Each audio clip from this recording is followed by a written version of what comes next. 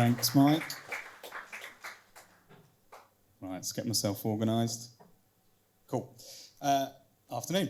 So I'm going to talk about the first step for every CRO programme, but before I go into that, a quick bit about me, since none of you have the foggiest who I am.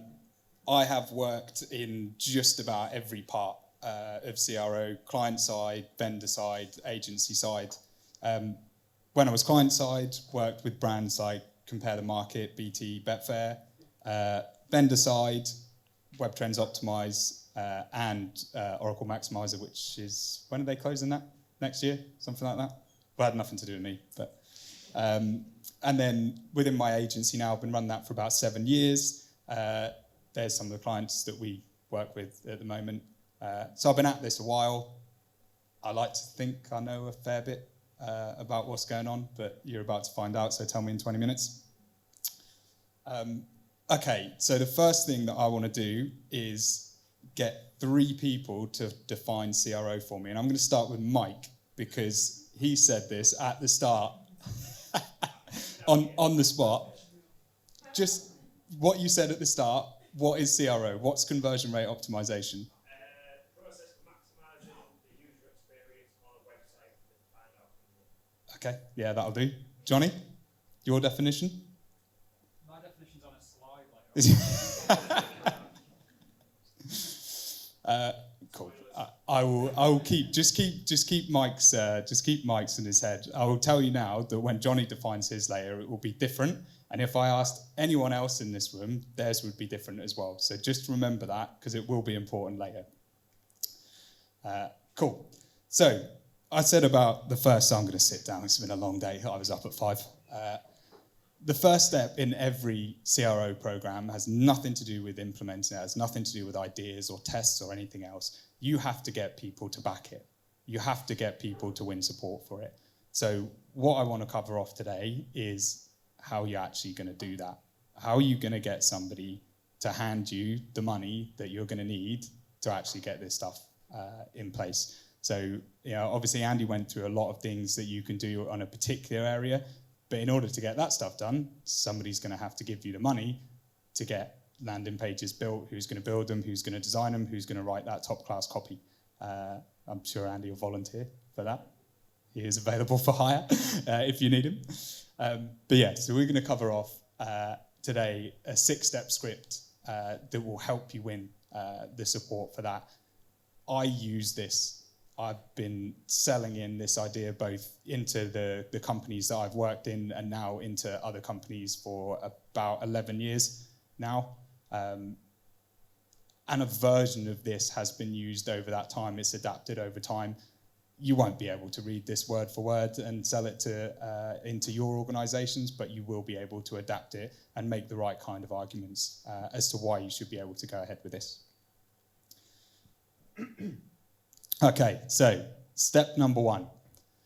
The line is, left untouched, all websites will decline in performance over time.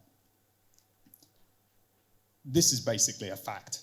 The goal of this is to open with a statement that the room, whether that's one other person or 5, can all agree on.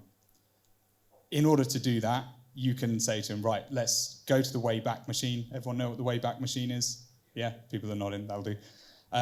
Go to the Wayback Machine, show them something from the 1990s, like the original BBC website is still on there. It's really cool. Doesn't work, but it's on there. Go there and just say, well, look, you wouldn't use this today. That isn't going to work on a phone. That's where most stuff gets done these days. And it's just a really basic example to get them to understand that if you leave the site alone, it won't do as well in a year's time as it does today. The outcome that you're looking for here is basically you get your first point in and everyone agrees with it. That helps because it settles you down for a start. There's nothing worse than making your opening statement and everyone just has a go at you. And this, having those areas of agreement, those places where you can regroup back to if things go off track. I do this a lot in just about every meeting because at some point I'll probably say something that people disagree with. I don't know, it's just me. So when things get off track and the little micro discussions start out that keeps you, it's not where you want to be, you can take it back to a place like this. Step number 2. So if we're in a constant state of decline if we do nothing, a constant state of improvement is needed in order to just keep us on par. This is basically a logical next step argument from what you said, for what you said in the first line. You've told them that if left untouched, websites will decline in performance over time. Therefore, the next logical argument is then we'll have to keep trying to improve it, even just to keep it level. So if it converts at 2% today, if you do nothing for a year, it's probably not going to convert at 2% by that point. You're going to have to keep making changes, keep making improvements over that time, even just to stay at that 2% level. Just because you're there today, it doesn't mean that you're going to be there in 12 months' time. That sort of argument you can then take forward to say, okay, it's not just that it's not just that it's going to go down. You're going to need to take action, and that action is going to need to be continuous. It's not something you can pick up and put down and just assume, okay, well, we've managed to get back up to 2%, therefore it's going to stay there forever. And what you want out of this step of that process is to get everyone to agree that this is about continuous action. It is not a question of going, okay, well, let's give 2 blokes 10 grand, go to an agency and say, right, we're going to give you 10 grand, just make the website convert better, and then stop. This is a program. It's not a project. It's not something that you can start and finish. If you take that attitude to it, you will constantly be firefighting with it. You will see it. You will see it go up, and then you will see it fall, and then you'll get back into it again, and you'll end up, in that boom and bust cycle. Step number 3. We all know our improvements aren't always positive. The goal of this, the goal of this is to establish that changes are good or they're bad. Every one of us in our businesses, organizations has seen changes that go really well and other ones that tank really hard and people get upset about. If you've got this, it's a wonky arrow going on there. I don't think that was me. If you've got examples from within your own organization that you can use to demonstrate how certain changes didn't go so well, the big campaign that you spent 6 months planning that really didn't deliver, the last time you changed up your product page and found that sales tanked off the back of it, use those examples. If you don't have ones, or you're new to the organization, find external examples. There's a great one from Snapchat. I think it was 2017, but I could be wrong. Basically, their CEO decided that he was going to push through a redesign of the whole app. Didn't test any of it. Didn't ask any of their users whether, do you think this sort of thing might work for us? No, just one day, app update, completely changed. It wiped a few billion off their market cap. And I think, if I remember correctly, it was about 1 million users signed a petition to get them to change it back. Bearing in mind that most people won't bother signing petitions like that, can you imagine how many million users are actually pissed off? It's probably pretty big. But that is a great example. I use that one if I haven't got one from within an organisation that I'm talking to.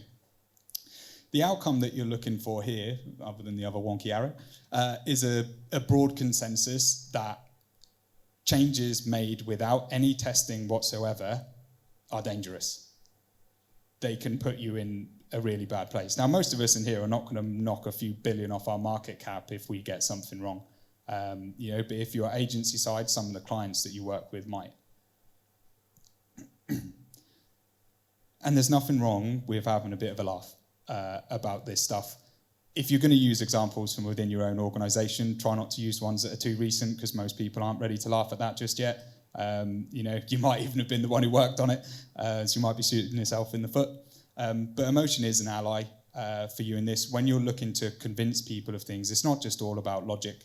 We all get impressions of people pretty quickly, and that has nothing to do with what they say or how logical their argument is. It's about how you feel about those people as well. And if you're going into a conversation like this, you might be feeling the pressure of it. So if you can have a laugh at the same time, it will relax you into it too. Okay, number 4. So the safest way to go about our improvements is to test them first. The goal of this is to establish both sides of value for testing. Within that, you have the 2 statements within that sentence. You've got the bit about improvements. That's talking about gains. That's talking about how we improve the commercial performance of what we're doing. And you've also got the phrase safest way. That is talking about the fear of loss. Those are the 2 things that we're dealing with. Most organizations want to do better than they're currently doing. Virtually every organization is more worried about going backwards from where they are. The example I always give on this is how many people in this room own a Ferrari? None? Good. If I gave you dreamer, if I gave you a Ferrari though, you'd be pretty chuffed with that. Yeah. If I then took it away from you, you'd be pretty upset. But right now, the fact that you don't own a Ferrari probably doesn't bother you that much. Yeah.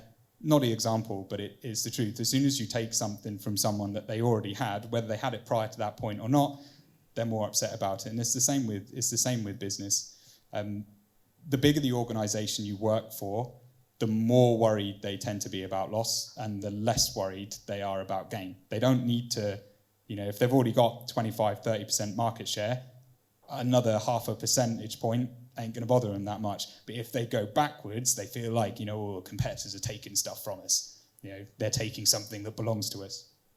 So yeah, fear of loss, generally more powerful than the gain side. The outcome that you're looking from here is to get across that there are multiple values from the same actions that you're taking. Yes, the work that you're doing can make things better, as Andy was talking about earlier. Landing pages will probably help your conversion. But the other side of it is saying, just in case we're wrong, we'll run this as a test and make sure that we don't go backwards. So if we do one of Andy's brilliant landing pages, which wouldn't fail, I'm sure, but just crazy thought, if it did, at least we can go, okay, well, we ran that as a test, it didn't work, so we binned it and we went back to the old one that we have. A big part of the value in this is senior people within organizations love things that win in 2 or more different places. Things where they can take the same action for the same cost, but it gives them 2 or more benefits within that.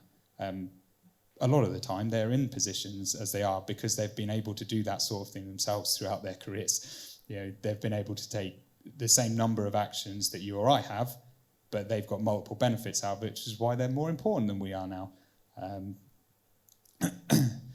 Step number 5. Here's 5, isn't it? Yeah. That way we can avoid the inevitable decline that we talked about in point 1, but we can reduce the risk of going backwards, what we talked about in point 3. The goal of this is to position testing as a business critical work stream. You'd want to avoid being seen as an add-on or something that's tactical or something that is replaceable. It's not, you don't want your testing to be something where it gets switched on every time conversion rate falls below a certain point. You don't want it to be something where it's like, can you just run a couple of tests and make that better for us? Like you're some sort of wizard. And you do want to get across that there isn't really another way of achieving what you achieve. This isn't something where you can just go, okay, well, let's just put more money into PPC and that will solve all of our problems, because it won't. And the outcome that you're looking for is to get people to see that testing is a method of change management. Every business, every organisation has to change in order to survive. Those that don't go bust, Blockbuster, Kodak, etc., etc. You know, they didn't change with the times. They lost enormous businesses off the back of it. So once you can accept that change is essential, the question is no longer should we change. The question is how do we change? How do we go about that change? Refer back to what I said about risk management earlier and the fear of loss. There is your in with it. It's like, okay, well, we know that we're going to need to change. How do we balance that? How do we offset some of the risk of what we're doing? So this isn't about what you do, it's about how you go about it, accepting that that change is essential, accepting that with every change comes risk. How do you help to mitigate some of that risk? And lastly, point number 6, plus we can save on site rebuilds, a project that comes up every time conversion rate drops below X%. Based on the last X years, taking that approach could have saved us however many hundreds of thousands of pounds. Anyone redesigned a site so far this year? No? What was your ROI? Exactly. For anyone who didn't hear what Mike said, when I asked him what his ROI for a site redesign was, he said, haven't a clue. So, what are we trying to get out of this? So it ends our script with a demonstrable savings message. You know, you're basically saying, instead of spending large amounts of money on redesigning the site, which happens every time someone redesigns a site, you could take a different approach to that. When you're presenting this, if you've got real costs from the organisation that you work in, then use them. Talk to people about, you know, how much did we spend doing that? You know, if it costs £300,000 and we've done it every 3 years, we're basically paying £100,000 a year to rebuild the site.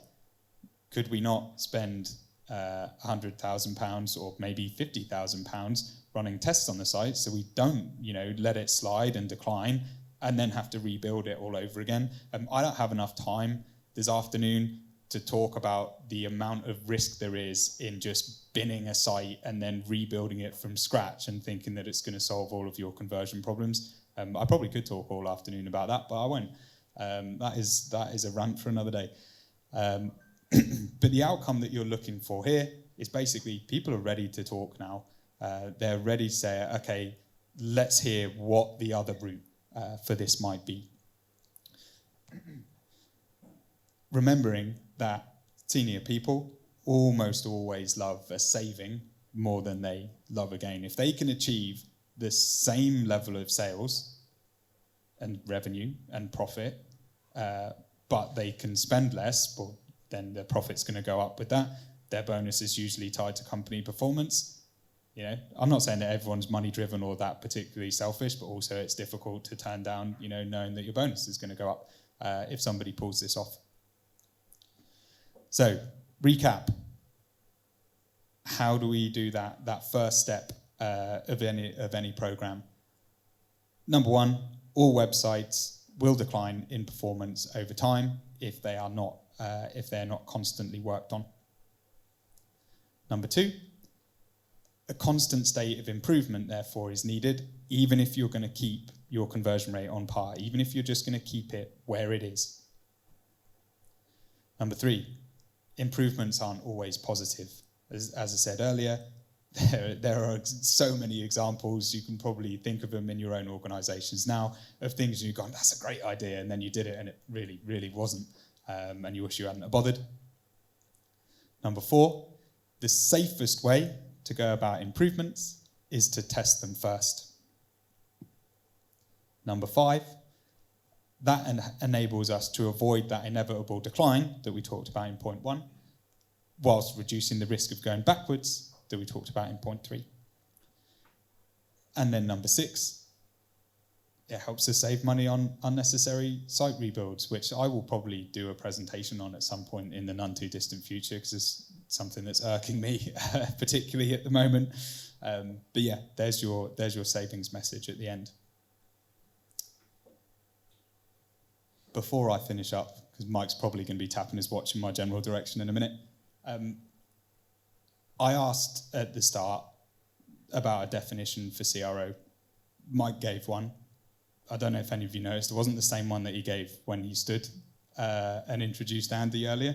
Johnny will give you probably another one in a minute, as he said.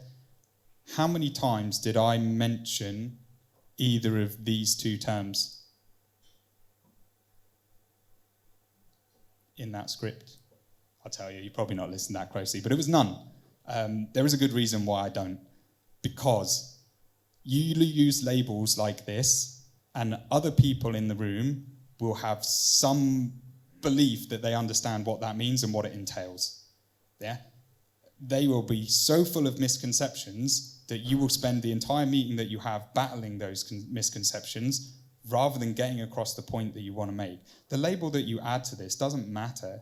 What you're talking about is how do we go about change, and how do we go about it in such a way that it is commercially beneficial to the organization that you work for. Those terms people use, I don't like either of those, by the way. I might run an agency that has it in the title. That was probably a mistake. I'd like to change it. But those labels don't help. They don't help at all. They just lead to people thinking that they know what you're talking about, and then you have to argue against something that you never wanted to in the first place. Am I on time? I'm under. Someone had to offset Andy, didn't they? Hopefully that is in some way useful to you. If you can take some of that into your organisations and start having conversations like this, great. If you want any more detail on it, I've actually got a webinar to run next week which covers some of this in a lot more detail. And obviously I'll be around after this if anyone wants to talk about it. So thank you very much.